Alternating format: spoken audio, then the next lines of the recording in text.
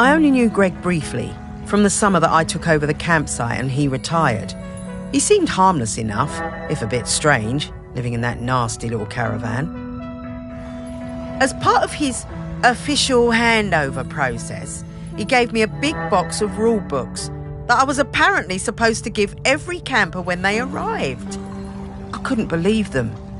The amount of inches apart each tent had to be, the angle of pitch, permitted colours of guy ropes. No skipping ropes, marbles, conkers or throwing games. No singing with hand drums. I built a huge fire on the beach, invited the whole site for a big party and burned the lot. But then, awkward, Greg showed up. I guess he'd been collecting some things from his caravan and came to see what the noise was all about. You could tell he wasn't comfortable, but he sat down and tried to make conversation. I told him how beautiful I thought Shelmerston was, and he started telling me he must have noticed what we were burning, but he never mentioned it. That was the last time I saw him. I always felt a bit guilty. I mean, I got him wrong. He wasn't that bad.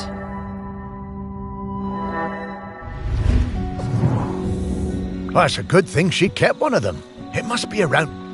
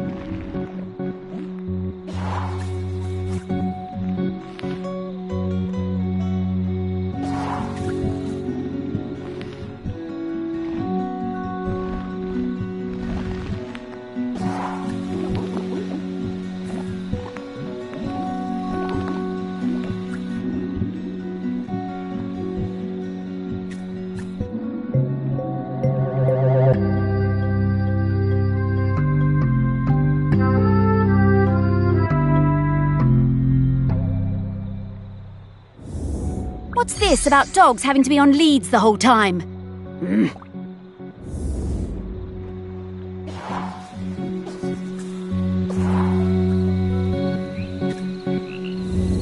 I'm getting the scent of Grenkins again, Morris.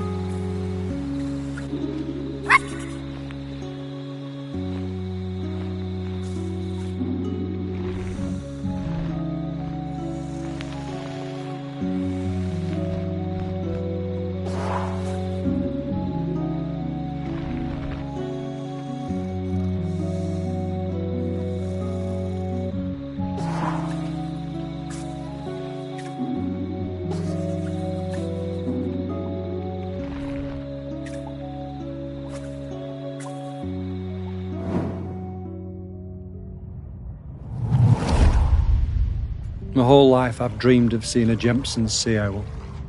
One day, I read the news that a guy on this little island called Shelmerson had discovered one. I had to see it. The only B&B on the island booked up really fast, so I decided to stay at the temporary campsite set up by the guy who discovered the sea owl, Greg Litherland. The atmosphere was amazing. There were twitchers from all over the world come to see it. Greg had given the owl a name, David Abrahams. A bit weird, but I guess he was the one who found it.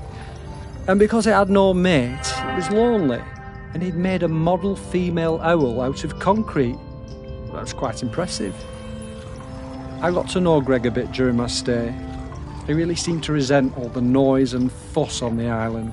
His island, as he thought of it. And the irony was that he was the one who'd got everyone excited about coming to Shelmerston.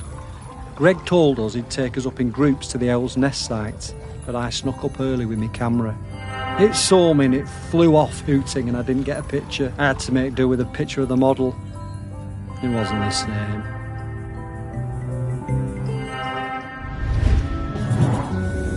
I remember that.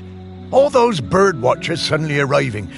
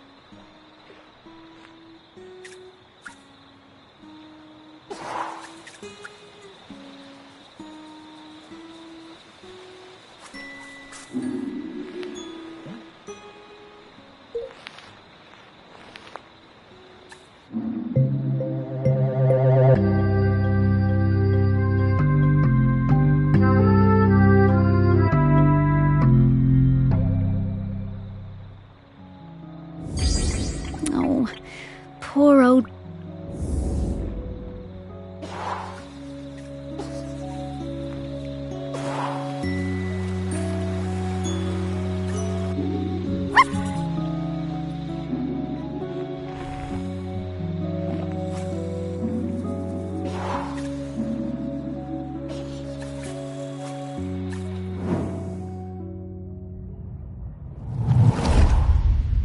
I love camping.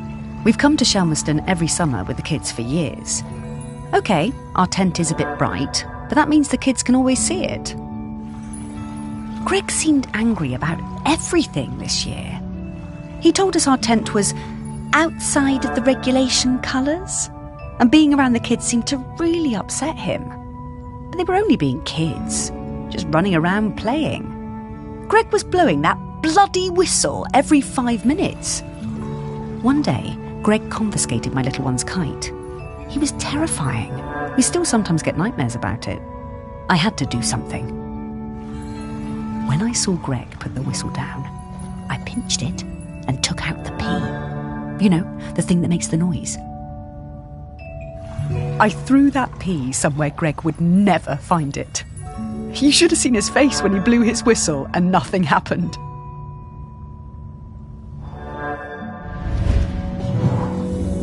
I always wondered how Greg managed to get so good at it.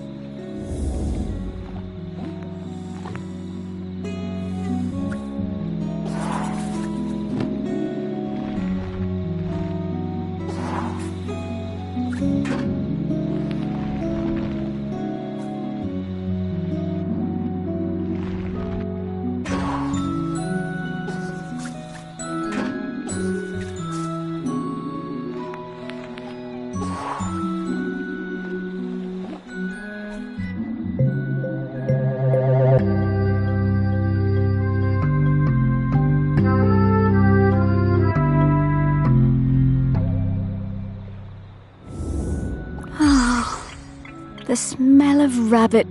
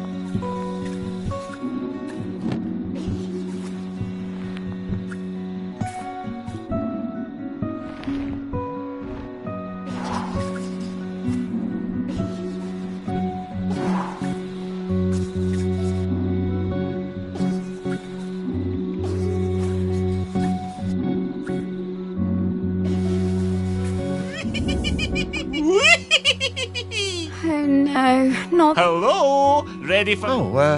I'm Mr. Whitstable. Welcome to... Morris, we don't have time for this. Mr. Whitstable just wants you to enjoy yourself. So... Oh, these... Sparky. Hooray! Just select one of my fiendish riddles, then go off and find it all. Ha! Oh, we got them.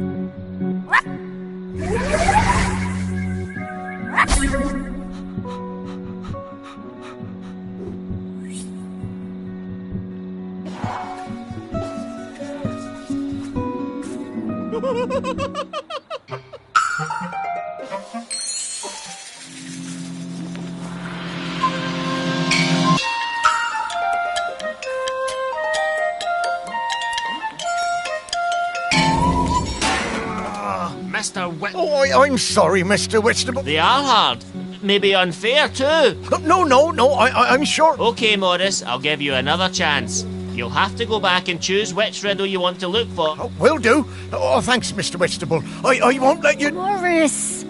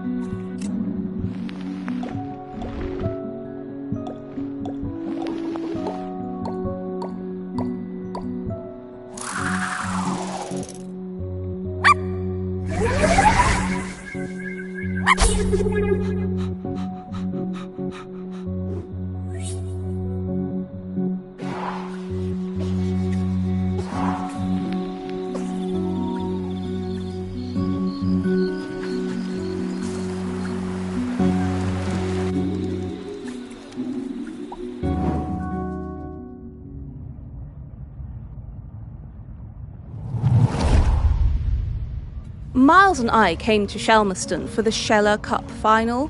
Miles was the world champion for ages. Greg, the campsite manager, was a huge Sheller fan. Always gave us the best. Miles was up early every morning, training for the big race. Greg would always be lurking in the background, taking photos. It became rather annoying. How many photos did he need? Oh God, and one time he turned up at our barbecue and wouldn't leave. The man could not take a hint. So, race day arrives and Greg is there with his camera, of course, getting in everyone's way. So Greg leans out into the track as the pack came past, Miles in the lead. And Miles goes crashing right into Greg. Total disaster. Miles goes down and Kwasi flies past him to win the race. Miles was absolutely gutted. He definitely would have won it. Later that night, all us Shellers were on our way back from the pub and we heard Greg outside his caravan, just sat by himself, crying. Miles, he was such a good sport, went over and spoke to him, invited him over to our camp for a drink. So then Greg came back and hung out with us, brought his camera and showed us all his Sheller race photos. You know, that guy was actually a pretty great photographer. By the end of the night, Miles had forgiven him. Miles was good like that. Shellers! I never understood the appeal of that. Seems bloomin' uncomfortable to...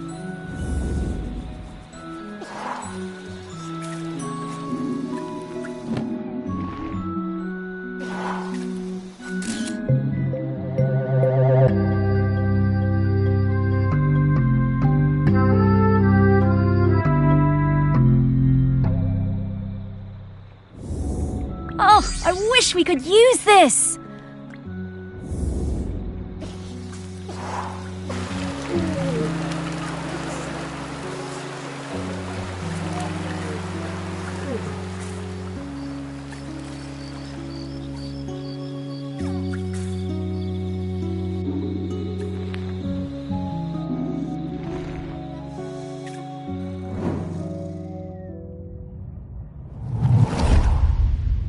My best thing is throwing discs. I am really good. I like playing with Dan and Todder. It's our favourite thing when we go camping on Shelmerston. One time, Greg Niflheim came up the beach, all red-faced like an angry tomato. He pointed at a sign. It said, "No throwing games." He was yelling and shouting at us. He told me to give him my disc, but I wouldn't. I threw it high up into the air, and it went bang into a massive bird. Then the bird fell into the sea. I felt so awful. I never meant to hurt the birds. The whole thing was terrible. Mr. Niflheim was screaming.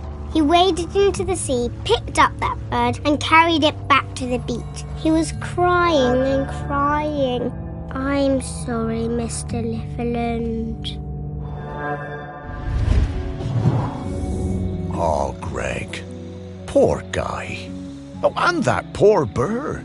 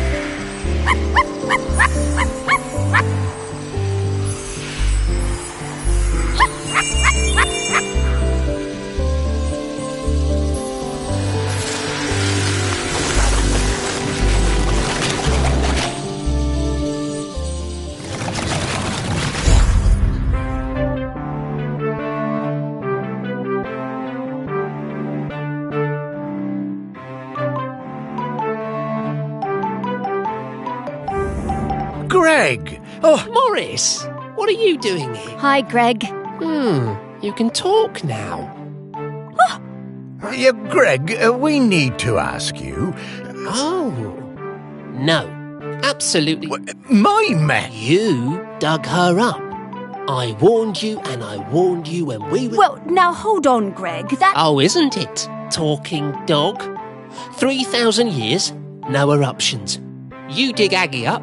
But, I didn't... No. There's no way I'm doing that job. It's too much obligation, it's not my responsibility, and frankly... Fine. Thanks, Greg.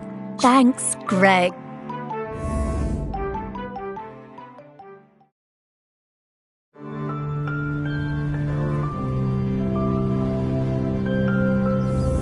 It's not looking good, is it, Oak? Don't worry, Morris. I hate it when you... He's waiting for David Abrahams. I guess I'm like him in that way.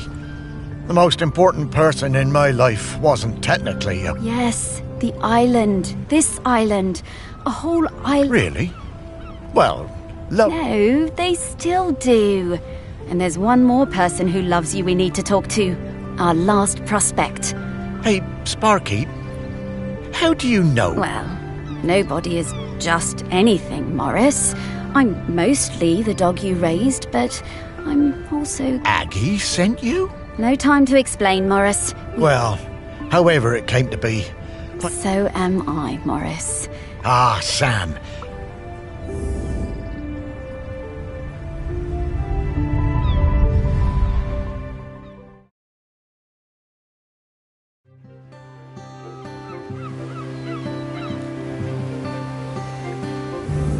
Ah, the harbour. I always loved watching the boats come in and out. I'd have liked it better if you'd have let me swim. I love your confidence, Sparky. But you always thought... Oh, lots more boats than... Certainly are. Shelmerston got busy. Though Oh, I don't know, Morris. Once you're dead, time seems to be... Does it? Oh, I don't know. I suppose it seems a bit galling that time... Oh, you're not unimportant, Morris. You're saving the island. Yes. Sam surely understands the feeling of watching everything change. Fish folk live for what? Not volcano change, though, Morris. And that...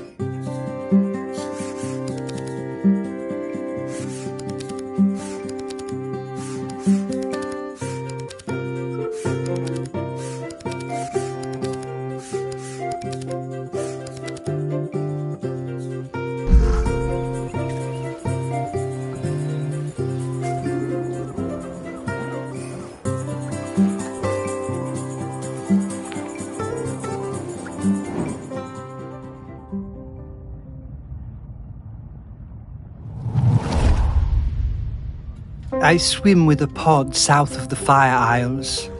I believe the Drysiders call the larger one Shelmerston. It's where the ceremony happens for the Drysider who stopped the world from cracking. That's where I first heard talk of toast. I did not believe it at first. A food which snaps so dry. Then one morning at sunup, I followed the ship and caught a blackened slice as it arced into the water. This was the start of my lifelong love. I saw Samphire on the dry side and came up out of the sea to ask them for toast. They asked me to put on some pants, but I refused to denigrate myself with dry-side fabric. No matter, I had brought some shiny coins with me that I found on the seabed, and Sam took me to their parents' toast shack. but they refused to serve me without clothes. They also told me that my shiny coins were unsuitable, too old. So Sam lent me some trousers, and I swept the tow shack in return for crispy slices. Sam taught me some of the ways of the dry-siders, but to be honest, I'm only interested in the toast. I spend my nights swimming through the black waters of the deepest ocean trenches. By day, I come up onto quayside and fill up on the finest crusted seedy bloomer, almost black. Oh, I could really go for a nice piece of...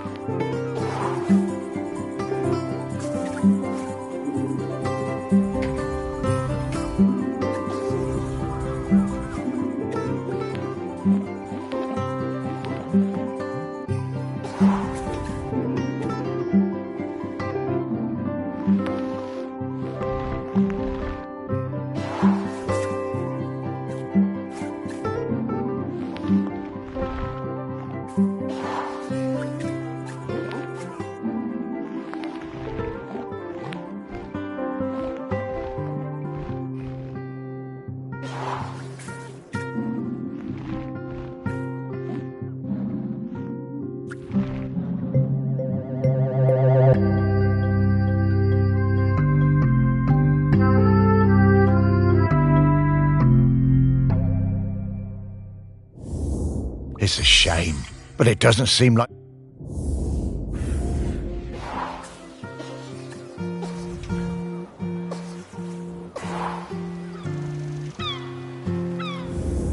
I'm getting the scent of Grenkins again, Morris.